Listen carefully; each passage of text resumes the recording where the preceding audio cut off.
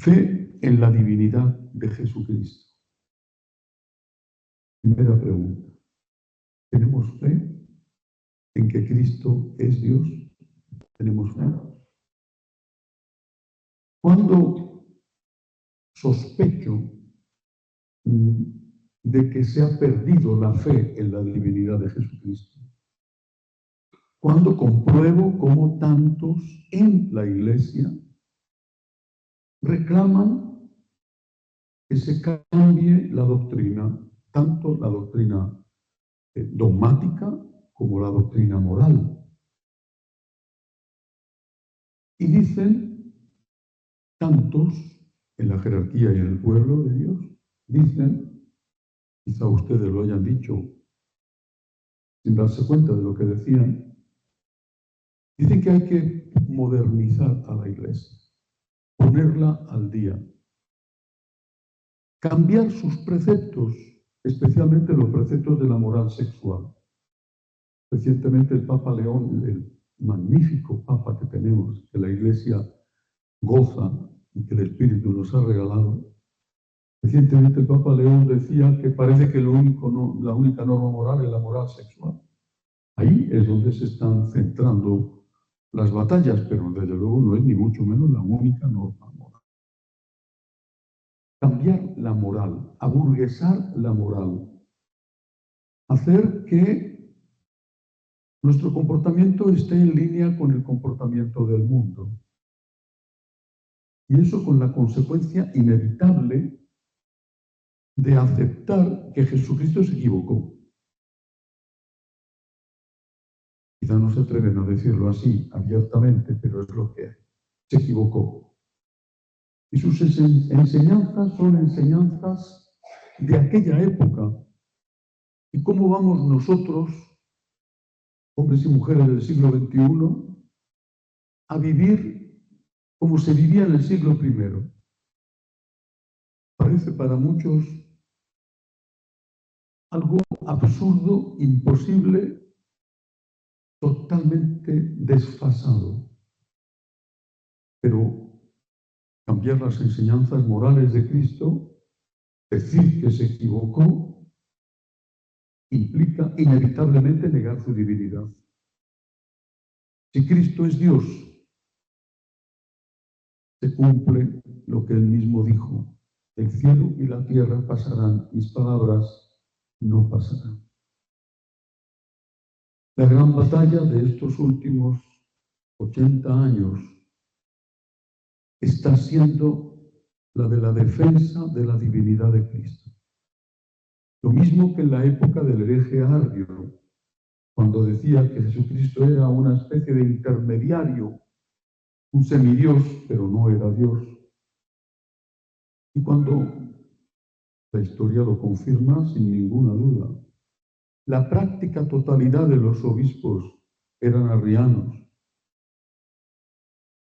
Y solamente San Atanasio, San Martín de Tours y muy pocos más seguían confesando la divinidad de Cristo.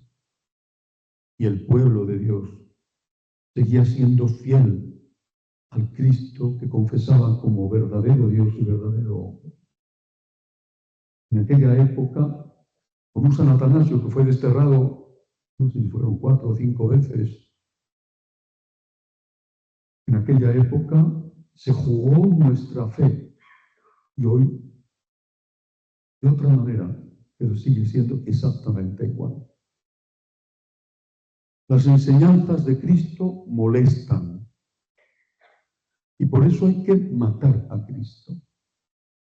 Pero ya no le podemos matar crucificándole. Entonces se le mata diciendo que no es verdadero Dios. Primero se le intentó matar, final del siglo XIX, principios del XX, Ullmann. Se le intentó matar diciendo que era un mito. Que los evangelios eran un mito. Que eran una construcción muy posterior. Que a saber cuál era el origen histórico, la verdad. Hace unos años, un ilustre miembro de la Iglesia decía, a propósito del rechazo que Jesucristo hace del divorcio, decía: Vaya usted a saber si eso que dijo Jesucristo era verdad, porque entonces no había grabadora. Y si eso se dice del divorcio, ¿por qué no se dice del perdón a los enemigos, por ejemplo? El problema es que hemos perdido la fe en que Cristo es Dios. Y la hemos perdido, no digo mayoritariamente, pero sí ampliamente, en el clero, en los laicos. La hemos perdido porque sus mandamientos, sus enseñanzas en moral sexual, pero no solo, van contra el mundo. Y entonces, algunos han pensado, quiero creer que de buena fe, que poniendo la iglesia en rebajas por fin de temporada, vendrían más clientes a comprar el producto. Pero una vez que se descubre el truco, pues resulta que el cliente espera que haya una segunda rebaja, una tercera rebaja, una cuarta rebaja para comprar el producto aún más barato. ¿Qué hicieron los primeros cristianos? ¿Cómo era el mundo pagano? Permisivo en la moral sexual, absolutamente permisivo. El aborto era normal, ahí está en Roma la roca Tarpeia. El divorcio, absolutamente admitido, incluso en el mundo judío. Pensaron los primeros cristianos que iban a hacerse simpáticos y atractivos ante los paganos, corrigiendo a Jesucristo. Si lo hubieran hecho, no estaríamos aquí.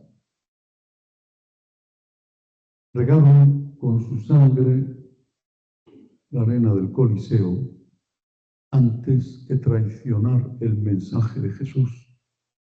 Y confesaban en medio de las torturas: Cristo es verdadero Dios. Sus palabras no pasarán. Primera causa del problema y primera solución: confesar sin miedo, sin vergüenza y con todas sus consecuencias la divinidad de Cristo. Cristo es Dios. Cristo es el Salvador. Cristo es el Redentor. Me da vergüenza cuando veo que tantas sectas confiesan mucho más valientemente la divinidad de Cristo que lo que hoy lo hacen muchos católicos. Cristo es el Salvador, Cristo es Dios. Sus palabras no pasarán. Son palabra de Dios. No son enseñanzas de un gurú, de un maestro, de alguien que era de su época, y son enseñanzas humanas que necesariamente tienen que adaptarse según pasa el tiempo. Segunda virtud, la esperanza. Quiero contarles una anécdota para que entiendan cuál es el origen de la situación. Es una anécdota mía.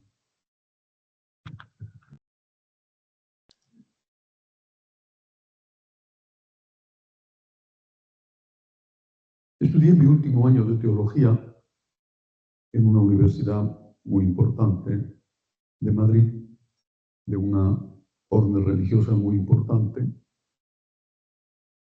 y todos los profesores de esa orden religiosa son siempre muy importantes. Y en el quinto año hay una asignatura que se estudia siempre en ese curso que se llama escatología. Es la asignatura donde se nos habla de la vida eterna, de los novísimos que hay después de la muerte. Bien. Un día, yo tenía 24 o 25 años, no recuerdo muy bien porque me ordené con 25. No sé si ya los había cumplido o estaba a punto de cumplirlos. Un día, el profesor, un ilustre sabio, nos dijo en clase ante todos los alumnos, éramos unos 40, nos dijo: ustedes se van a ordenar dentro de poco. Yo tengo que contarles la verdad. Ustedes tienen que saberla. No hay vida eterna. No hay nada. Después de la muerte no hay nada. Todo es una mentira que nos hemos montado para tranquilizar a la gente y que se trague la píldora de la muerte de los suyos o de ellos mismos. No hay nada. No existe ni el cielo ni el infierno. No hay nada. Se hizo un silencio en la clase. Y yo, que siempre he sido un imprudente, gracias a Dios, levanté la mano, me puse de pie, le dije al profesor, ilustre, ¿sabes? Todos esos profesores eran muy ilustres y muy sabios. Le dije, usted es el profesor, sabe muchísimo más que yo, pero eso que usted está enseñando no es la fe de la Iglesia. Indecente.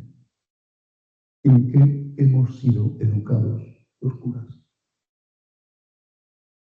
¿Nunca se han preguntado por qué motivo no se habla de la vida eterna? Es poquísimo, poquísimo. Quizá, bueno, final del tiempo ordinario, un poquito, porque las lecturas del domingo orientan a eso. Prácticamente nunca, nunca. No se habla de la vida eterna. Y esto era el centro de la predicación de los primeros cristianos. La vida eterna. La resurrección de nuestro Señor Jesucristo. Es San Pablo el que se convierte cuando escucha la voz de Cristo resucitado. Es Él el que dice, si Cristo no ha resucitado, somos los más desdichados de los hombres, pero ha resucitado. Si Cristo no ha resucitado, vana es nuestra fe y vana es nuestra esperanza. Es Él el que dice, yo sé de quién me he fiado.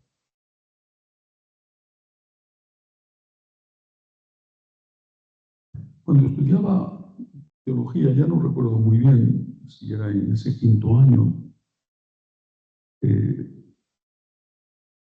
nos hicieron leer, hablando de la esperanza, pero era otra asignatura, ciertamente.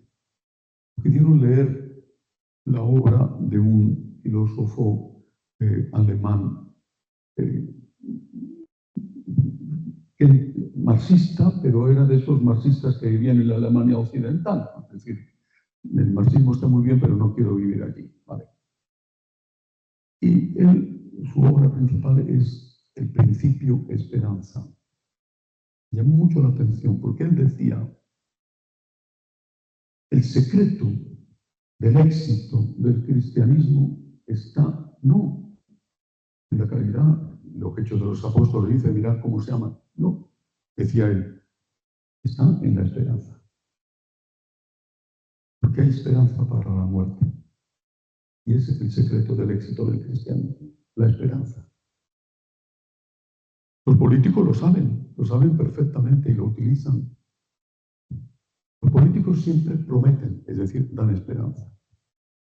Vamos a hacer, si me votan, una educación mejor, una sanidad mejor, unas carreteras mejores. Eso aquí no estaría mal, francamente. Vamos a hacer, si me votan, están vendiendo humo y la gente se lo compra. Y sabemos todos que mienten y da igual. Hemos renunciado a la esperanza. Lo decía hace muy poco el Papa León. Debemos recuperar la virtud de la esperanza. Y la esperanza, que no es solamente la existencia de la vida eterna, por ejemplo, es el consuelo hacia los que sufren. Venid a mí, los que estáis cansados y agobiados, y yo os aliviaré. Es la certeza de que cualquier pecado será perdonado cuando nos arrepentimos. Pero la esperanza es una parte esencialísima de nuestra fe. En la medida en que hemos dejado de predicar y de enseñar que hay vida eterna, en esa medida todo se ha convertido en un aquí y ahora. Y en un aquí y ahora sin nada más, ¿qué sentido tienen las bienaventuranzas? ¿No es acaso un mensaje de esperanza? Dichosos vosotros cuando seáis perseguidos, porque vuestro es el reino de los cielos. ¿Y cuándo llega el reino de los cielos si no hay cielo? Dichosos vosotros los que lloráis, porque seréis consolados. ¿Cuándo? Si no hay nada. han matado el corazón de tantos sacerdotes, de tantos. Así que si nos preguntamos por qué pasa lo que pasa, tenemos que decir no solo que hemos dejado de creer en que Cristo es Dios con todas sus consecuencias, sino que hemos dejado de creer que hay vida eterna, que la muerte no es el final, que las personas que amas, que has amado y que han muerto no están muertas, no existe el adiós, existe solo el hasta luego, y además tantas veces es un hasta luego muy corto. Esta es nuestra esperanza, pero no es una esperanza vana, una ilusión. Bueno, un placebo que te dan para que te trague la píldora de la muerte, como decía aquel profesor que tuve. No, es una realidad. Cristo ha resucitado. No había grabadora, no había cámaras de vídeo, no. ¿Pero qué había? Había unos hombres y unas mujeres que firmaron con sangre un acta notarial. Yo le he visto, yo le he tocado, ha resucitado. Mira que te vamos a matar. Yo le he visto, yo he comido con él, yo he estado a su lado, yo me he abrazado a sus pies. No era un fantasma, ha resucitado, hazme lo que quieras, hay vida eterna. Esta es nuestra fuerza. Y esto no solo lo hemos aguado, sino que simplemente lo hemos hecho desaparecer. Y luego está la tercera virtud teologal, que es la caridad, es el amor.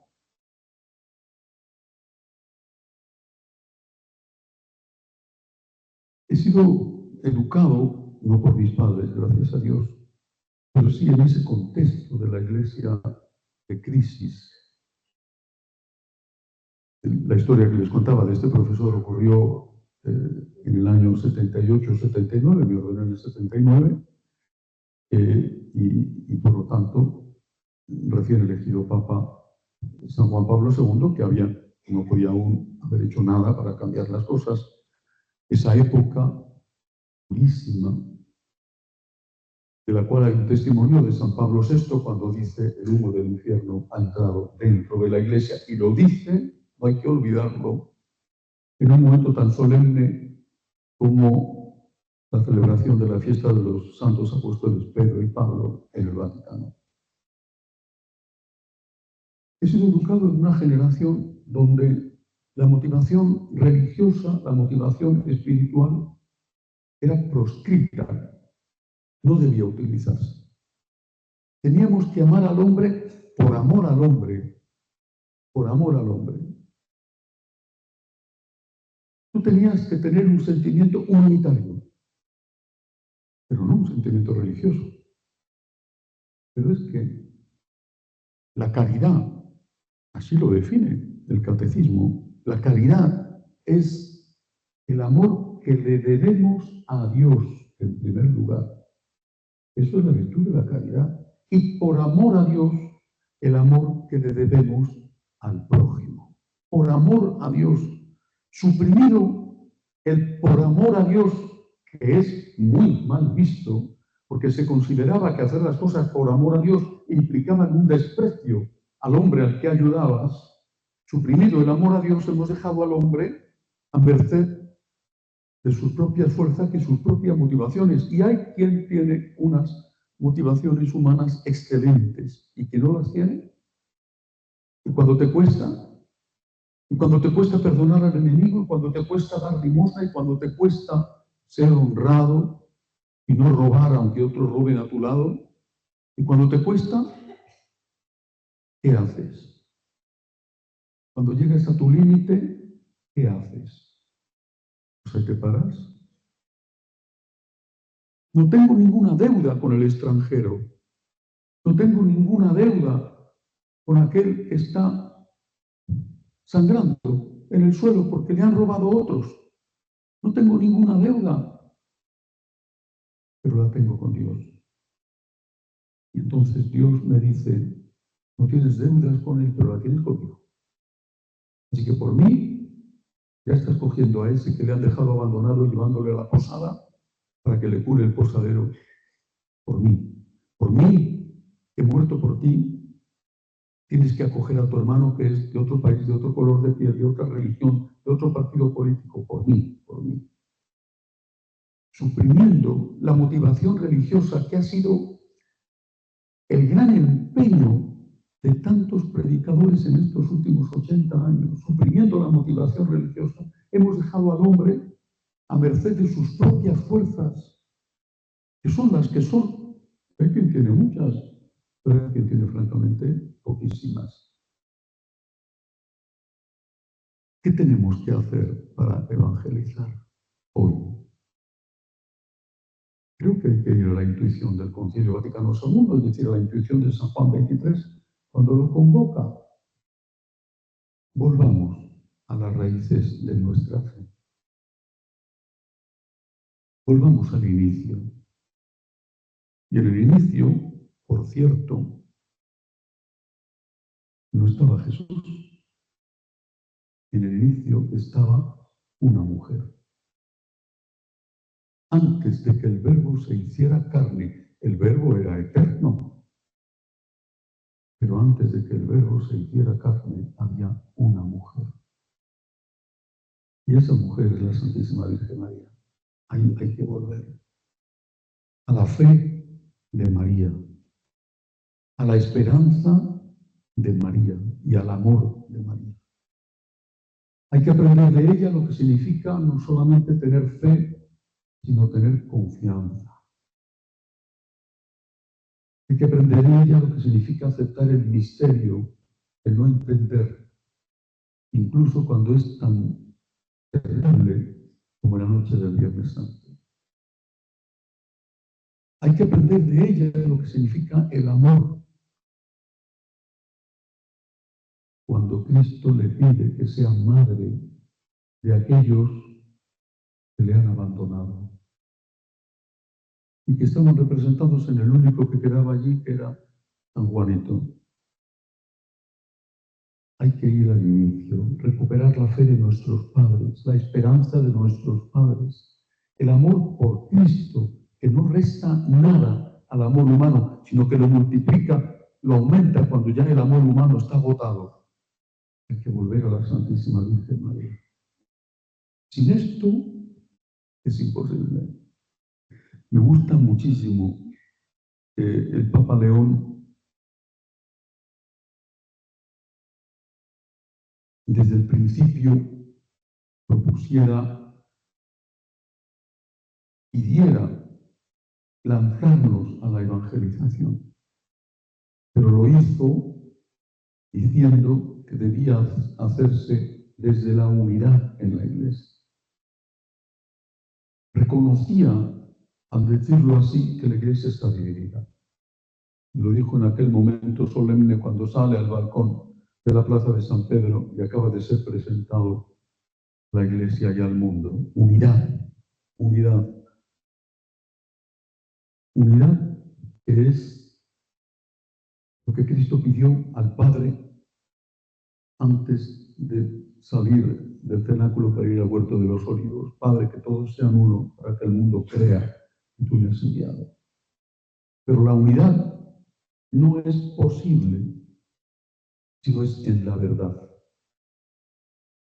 Antes de decir eso, nuestro Señor, antes de decir que sean uno, dijo, hablando siempre al Padre, santifícalos en la verdad. Mi palabra es la verdad. Y la verdad es imposible la unidad. Y la verdad no es un conjunto de ideas. La verdad es una persona.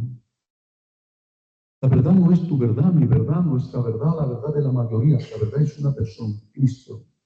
Cristo es la verdad. Es Él el que dice, yo soy el camino, la verdad y la vida. Por eso no podemos evangelizar si no somos uno. El lema del Papa es precisamente ese, en el uno, uno. En el que es uno, somos uno. En Cristo, que es la verdad. tenemos que estar unidos.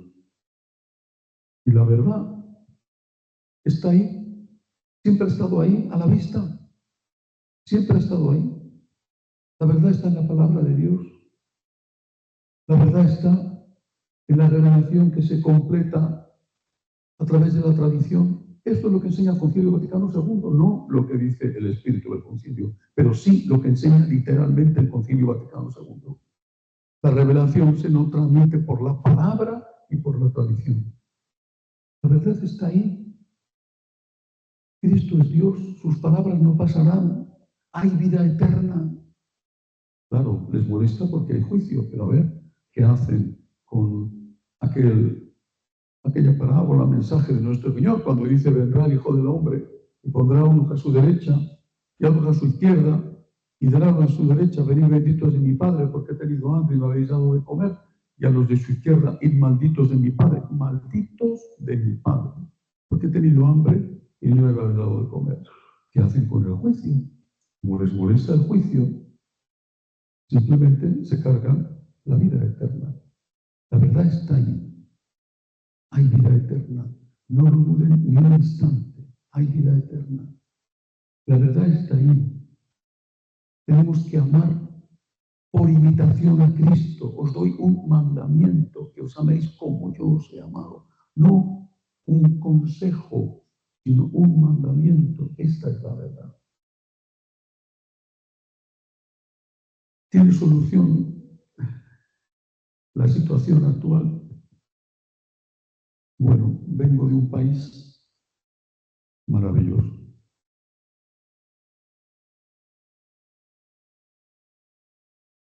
Tenemos el gobierno que tenemos y es por culpa nuestra, pero es un país maravilloso. La presencia del Papa hace una semana ha puesto de manifiesto que las raíces existen y que, aunque el fuego esté mortecino, quedan las brasas. Cuando las brasas se soplan, vuelve a brotar el fuego con fuerza. Ha sido una apoteosis en Madrid, una apoteosis. Ver a este Papa pasear por las calles de una ciudad secularizada, llevando la custodia con el peso que tiene, llevando la custodia durante más de 1 kilómetro, bajo pánico, mientras la gente cantaba: cantemos al amor de los amores o el tantum ergo. Y no solamente mi ciudad, sino lo que está ocurriendo en Francia, con un auténtico boom de conversiones de jóvenes, o en Estados Unidos. Y esos jóvenes, ¿qué buscan? Buscan un cura que les diga: no, hombre, no pasa nada, puedes tener sexo todo lo que quieras, ¿sabes tú? Con quien quieras, no pasa nada. ¿Buscan eso? No. Esos jóvenes buscan que les digan: lo importante es que seas rico, eso es lo importante. Y no te preocupes, no te preocupes. Si tienes que robar, roba, no pasa nada. ¿Buscan eso? No, no. Ellos vienen de una sociedad atea y saben que eso que les ofrece la sociedad atea no llena su corazón. San Agustín, el que lo dijo: nos hiciste, Señor, para ti, y nuestra alma andará inquieta hasta que descanse en ti. Así que hay esperanza, de verdad, hay esperanza. Es posible evangelizar, lo es. Ya se empieza a ver el cambio, lo es, de verdad. Es posible, pero solo si somos fieles a Jesucristo. Solo si confesamos su divinidad, si no pedimos que la Iglesia cambie las leyes morales, solo si respetamos la liturgia y no hacemos de la liturgia un carnaval, solo si confesamos valientemente que hay vida eterna y asumimos que hay juicio, aceptando el regalo de la misericordia en la confesión. Y solo si somos capaces de amar imitando a Cristo y cuando llegamos a nuestro límite, le decimos humildemente, Señor, no puedo más, ayúdame. No puedo perdonar a mi enemigo, ayúdame. Estoy cansado, Señor, ayúdame. Pero les aseguro que hay esperanza. Lo que estamos viendo en los países secularizados es ya el cambio. No sé si aquí tardará un poco más en llegar, porque también ha tardado más en llegar la secularización, pero llegará, llegará. Pero tenemos que ser absolutamente fieles a nuestro Señor Jesucristo.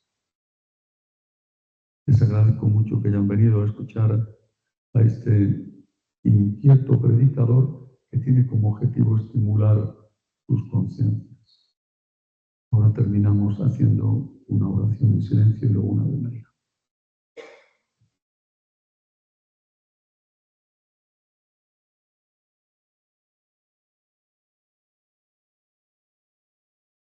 Dios te salve María, llena eres de gracia, el Señor es contigo.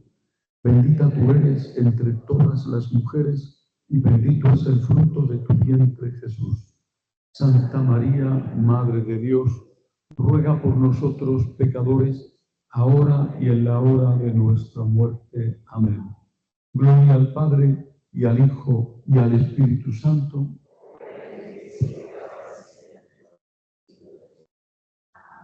Ave María Purísima, Nuestra Señora de los Ángeles. Antes les he dicho que en el principio estaba la Virgen. ¿Por qué han querido quitar a la Virgen? No lo han conseguido. ¿Pero por qué tantos ataques a la Virgen? Porque ella es la que pisa la cabeza de la serpiente.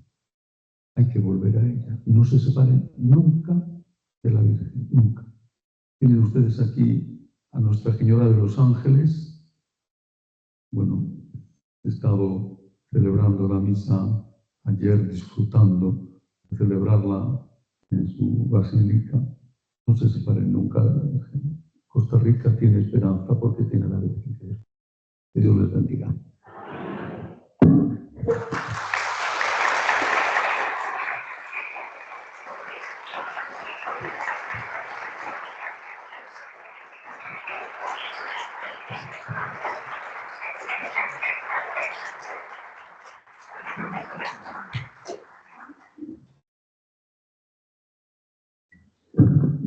Ahora podemos pasar de la puerta a la izquierda a un refrigerio que tenemos. Gracias.